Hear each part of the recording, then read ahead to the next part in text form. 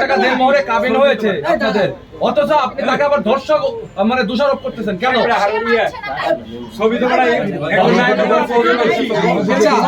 Hero Alam যদি এখন আপনাকে বলে আপনি তাকে ফাঁসানোর জন্য এখানে এসেছেন, তখন আপনি কি বলবেন?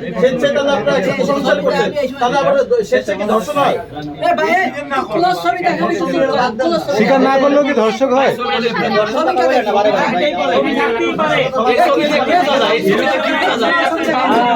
আরে এত কথা কিসের ভাই?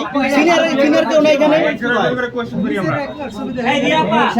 আচ্ছা এখন আমরা গুছানো প্রশ্ন করি। আচ্ছা মিথিলা আপুটা শেষ হোক। আপনি দাবি করছেন 100 কিন্তু সেই কাবিন যদি না দেখাতে পারে না আইনগতভাবে তো আপনি প্রমাণ করতে পারবেন না যে সে আপনার স্বামী। সেটাকে আপনি কিভাবে প্রমাণ করবেন? আমার যদি মরেও যেতে হয় আমি প্রমাণ করব যে আমি মোবাইল এত